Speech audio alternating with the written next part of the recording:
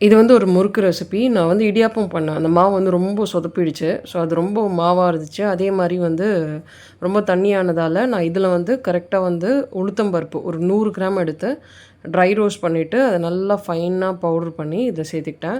So, ரொம்ப கருப்பா ஆகக்கூடாது உளுத்தம் பருப்பு. லைட்டா ட்ரை ரோஸ்ட் பண்ணிட்டு, அத நல்லா பவுடர் பண்ணி சேர்த்துட்டு, அதுக்கப்புறமா இதில வந்து காஷ்மீரி சில்லி பவுடர் சேர்த்துருக்கேன். அதுக்கப்புறம் கொஞ்சோண்டு பெருங்காயம், இதில வந்து கொஞ்சோண்டு வந்து சால்ட். கொஞ்சம் சால்ட் தான் சேர்த்தேன். ஏன்னா, நான் மாவு பெசையப்போதே இடியாப்பத்துக்கு சேர்த்துட்டேன். அதுக்கப்புறம் கொஞ்சோண்டு ஓமம், பட்டர் வந்து 70 கிராம்ஸ் எடுத்தேன். ஸோ, அத வந்து நல்லா மெல்ட் பண்ணி சேர்த்துட்டு எல்லாத்தையும் மிக்ஸ் பண்ணிட்டேன். ஸோ, இதுக்கப்புறம் மாவு வந்து நல்லா மிக்ஸ் பண்ணிவிட்டு நம்ம முறுக்கு ப்ரெஷருக்குள்ள போட்டு ப்ரெஸ் பண்ண வேண்டியது தான்.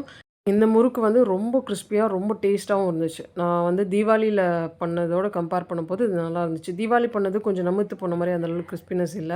அதில வந்து நான் வந்து மொத்தமா 1 கிலோ அரிசிக்கு நான் மொத்தமா வந்து 100 கிராம் யூஸ் பண்ணேன். இதில வந்து 1/2 கிலோ அரிசி மாவுக்கே வந்து நான் வந்து 100 கிராம் யூஸ் பண்ணியிருக்கேன். அதே மாரி சுடு தண்ணி வந்து ரொம்ப கொதிக்க கொதிக்க யூஸ் பண்ணல. நான் எப்பவுமே ரொம்ப சூடா யூஸ் பண்ணுவேன். கொதிக்க கொதிக்க. நான் இந்த வாட்டி யூஸ் பண்ணல. ஸோ இத ஒரு நெக்ஸ்ட் டைம் ஒரு வாட்டி இத ட்ரை பண்ணி பார்த்துட்டு நல்லா வந்தா அதோட ப்ராப்பர் ரெசிபி ஷேர் பண்றேன்.